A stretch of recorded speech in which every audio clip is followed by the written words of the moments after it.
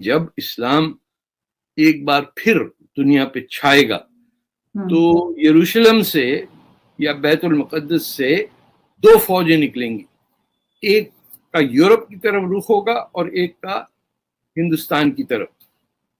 تو وہ یورپ والے جو جا کے وہاں مار پیٹ کر کے قتل عام کرا کے سارے عیسائیوں جب ختم کر دیں گے، تب یہ جو ہماری ہندوستان کی طرف بھی ٹیم جائے گی، یہ ان کا کام ہوگا سارے ہندو مندروں کو توڑنا اور سارے ہندوؤں کو مسلمان کرنا.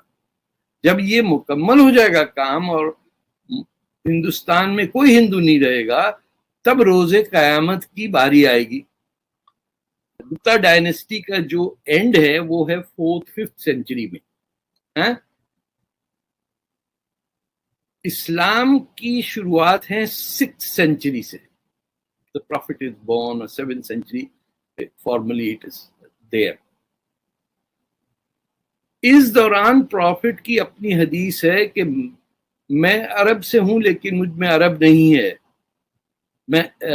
میں ہند سے ہوں لیکن ہاں اسی ٹائپ کی حدیث ہے. پھر ان کی ورڈز ہیں کہ مجھے ہند سے ٹھنڈی ہوا آتی ہے، خوشبو آتی ہے، اور نجد یہ جو عربیہ ہے اس پہ کہا کہ I get ill feeling، یہاں سے گرم ہوا آتی ہے. ہم نے کہا یار یہ مزہ نہیں آ رہا، چینج کرو اٹھا کے. بولے چینج ہوا ہی نہیں آج تک صاحب، چینج نہیں ہوا. میں آپ کسی سے کہیے کہ یہ پہلا اقرا کہاں گیا تو چینج کس نے کیا یہ تو بتا دو نا. اور اگر یہ چینج ہوا تو اور بتائیے کیا کیا چینج ہوا، اور پھر یہ کہنا کہ چینج نہیں ہوا. ایسے کیا حالات بنے کہ محض 18 سال کی عمر میں چند دن ان کو گئے ہوئے نہیں ہوئے تھے، ان کی بیٹی کو اس بے رحمی سے مار ڈالا اور ان کے بچے بھی ساتھ میں، 2 لوگ ایک ساتھ گئے. دیکھیے ان کو چاہیے تھا، دیکھیے کتنا بڑا جھوٹ ہمارے ساتھ کہ اب وہ جو پہلے خلیفہ تھے ابو بکر، انہوں نے کہا کہ پروفٹ نے مجھ سے کہا ہے کہ میری جو وہ ہے پراپرٹی وہ میری بیویوں کو ملنی چاہیے، میری بیٹیوں کو نہیں. تو فدق کے جو باغ تھے وہ بی بی فاطمہ سے لے کے، کیونکہ عائشہ ابو بکر کی بیٹی تھی، ان کے حوالے کر دیا گیا. اور علی اور Fatima they were without a sustenance to live on anything، بھٹکتے رہے. جی ان کو کوئی امام علی کو کوئی مزدوری بھی نہیں دیتا تھا، حالات ایسے بن گئے تھے.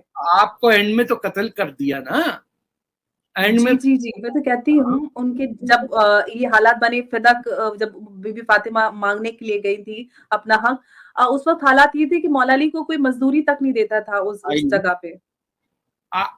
میں اب لوگ کہیں گے شیعہ میں شیعہ نہیں، بائی دا وے میں سنی اہل حدیث ہے ہماری فیملی، اس کو چھوڑے.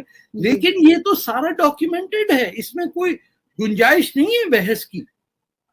یہ سب اسی وقت کا لکھا ہے. 18 گھنٹے پروفٹ محمد کی باڈی جون کی مئی کی گرمی کے اندر مدینہ میں اندر بند پڑی، جو باہر جھگڑا ہوا، جو جا کے وہ جو مدینہ کے لوگ تھے جو میجورٹی مسلمان تھے، انہوں نے اپنا جب جس نے پناہ دی تھی پروفٹ کو مدینہ میں، انہوں نے ان کو چنا کے لیے، تو Abu Bakr and Umar went there and took out his sword. کون کھڑا 18 گھنٹے یہ گڑبڑ چلتی رہی. 100 سال تک جو پروفٹ کی فیملی ہے ان کو جمعے کی نماز میں گالی دی جاتی تھی، آل محمد کو. یہ امیہ ڈائنیسٹی آپ کی ہے. دمشق میں بیٹھے ہوئے ایک خلیفہ مکہ مدینہ نہیں گیا. ادھر دیکھیں بہت کم مسلمانوں کو پتا ہے کہ نہ صرف امیدوں نے مکہ مدینہ چھوڑ دیا، انہوں نے نماز کے اندر، جمعے کی نماز میں، خطبے میں پروفٹ کی فیملی کو گالی دی جاتی تھی. It was part of the ritual کہ آپ لعنت بھیجیں. یہ تو مدینہ کے اندر جنت البقیع پہ بلڈوزر کر کے لیول کر دیا. تو ایک میں ایگزامپل اس لیے دے رہا ہوں کہ آپ کی اپنی حرکت ہے. وہاں کو کسی نے ہندو نے آ کے بی بی فاطمہ کی قبر کی انسلٹ کی، کسی یہودی نے کی، خود ہی کر رہے ہیں. یمن میں کتنے لوگ مر گئے ہیں، سیریا میں مر گئے ہیں، کسی کوئی وہاں یہودی یا ہندو آگے مارتا ہے. افغانستان میں کوئی ہندو بیٹھے ہوئے ہیں، RSS بیٹھی ہوئی ہے. آپ کی پہلی خلافت جو ڈائنیسٹی بنی دمشق میں، وہ تو ان لوگوں نے بنائی جو پیغمبر کے دشمن تھے نا. یہ معاویہ جو پورا امیہ ڈائنیسٹی، جس کا 150 سال بعد ایسا قتل عام ہوا کہ ایک امیت نہیں بچا سوائے اس کے جو اسپین بھاگ گیا کیونکہ اس کی بیوی بربر تھی. آپ نے جب پروفٹ محمد کی ہر چیز کو، میں ایک سوال آپ سے پوچھوں گا اور آپ اپنے استادوں یا مولویوں سے پوچھ لیجئے کہ قرآن کا پہلی آیت جو ہے وہ ہے ریڈ کمانڈ ہے، پڑھو اس کے نام پہ پیدا کیا. That is the first of revelation. آپ کو پتا ہے قرآن میں وہ کہاں ملتی ہے؟ سورہ 96. آپ کس سے پوچھیں 96 پہ کس نے پہنچایا اس کو؟ یہ اتنی پروفاؤنڈ بات ہے کہ پہلا ورڈ قرآن میں ہے ریڈ. اور سب سے زیادہ ان پڑھ دنیا میں لوگ کون ہیں؟ مسلمان. کبھی 72 ہور، کبھی جنت کا گرافکس پریزنٹ کرنا، کبھی میں نے ابھی کچھ دن پہلے ایک میڈیا رپورٹ پڑھی تھی جس میں ہم نے دیکھا تھا کہ ایک جو سوسائڈ بمبر تھا اس نے وہ پکڑا گیا تھا اور وہ شاید وہ خود وہ بم بلاسٹ نہیں کر پایا تھا. تو جب پولیس نے اس کو چیک کیا تو اس نے اپنے لوور ایبڈومن پہ بم وغیرہ باندھا ہوا تھا اور اب اس کا جو جنیٹل تھا اس پہ اس نے کوئی کچھ لوہے کا کوئی جی میٹالک کوئی کور یا کچھ تو پہنا ہوا تھا. تو پولیس نے پوچھا کہ یہ سب کیا ہے، کیوں کیا؟ تو انہوں نے بولا کہ جب میں مر جاؤں گا اور 72 حوروں کے پاس جاؤں گا تو میں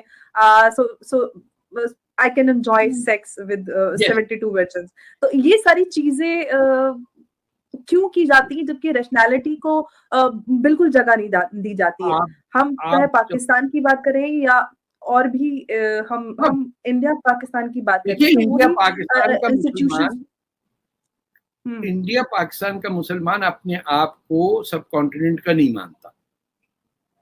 آپ کسی لاہور کے شہری سے کہیے کہ آپ عرب ہیں یا ہندوستانی ہیں، وہ چھوٹتے ہی کہے گا عرب سے پوچھئے تو کہتا ہے یہ گھٹیا پاکستانی کہاں سے عرب ہو گیا، وہ تھوک دیتا ہے ہم پہ. یہ واحد لوگ ہیں جن سے جو لوگ نفرت جتنا کریں یہ اتنا اس کے تلے چاٹتے ہیں. جو اس اورنگزیب کو گالی دے گا وہ تو سچا ہندوستانی ہو سکتا، جو اس کے لیے اپنے بچے کا نام رکھتا ہے اورنگزیب، ہندوستان کا دوست ہو ہی نہیں سکتا.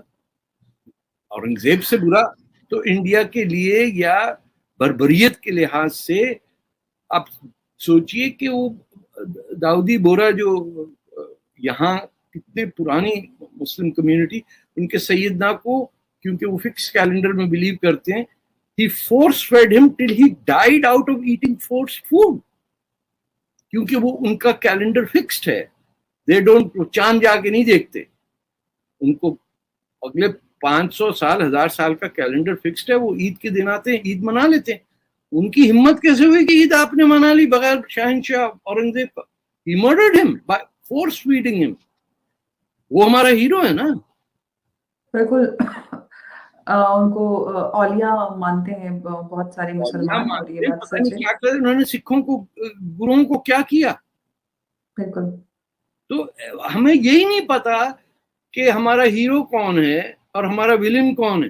آپ ہندوستان کے علاوہ زیدی آپ کا نام ہے، یہ موسٹ پروبیبلی اشیا، آپ کو کہیں پناہ نہیں ملتی.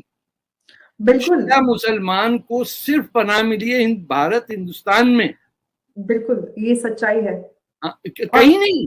آپ ایران میں پاکستان کی دیکھ لیجیے، پاکستان میں کیا حال ہے شیعوں کا.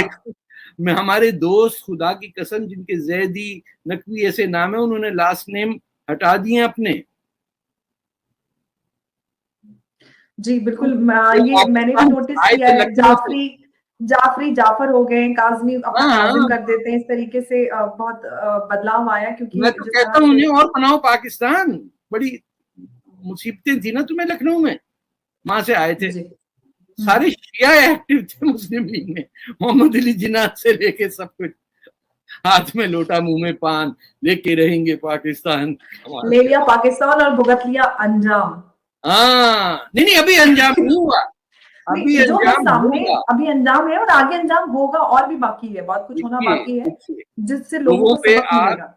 लोगों की माँ बहनें उठा के उनके बेटों को हेलीकॉप्टर से गिरा के, सिंध और बलूचिस्तान में, आप फ्रंटियर वो पख्तूनिस्तान का एरिया देखिए, वहां पीटीएम के मेंबर ऑफ पार्लियामेंट गायब हो जाते हैं। बिल्कुल। इतने झूठे लोग हैं कि इमरान खान अपने आप को पश्तून कहता है जलंधर का। इतने झूठे हैं कि वो अपने आप को पश्तून शो करके माचो बनते ना, अबे कहीं नहीं, जलंधर में 3 बहनें थी तेरे, एक जावेद बर्की, एक माजिद खान और इमरान खान। वो तो वैसे भी वो सारे हिंदुस्तानी आज भी हिंदुस्तानी सरनेम लगाते हैं और बोलते हैं कि हमारा भाई, ये तो पूरे पाकिस्तान की परेशानी है, कोई नई बात नहीं है, तो पूरा पाकिस्तानी ऐसी सोच रखता है। एक ही इलाज है कि सब बच्चियों को हिंदू लड़कों से शादी कर ले, ताकि ये चाचाओं को, मौलवियों को हार्ट अटैक होकर खत्म हो जाए। इनका किसी ने कहा इनकी खोपड़ी खोलो ना, उसमें सिर्फ औरतें, और वो भी नंगी औरतें मिलेंगी।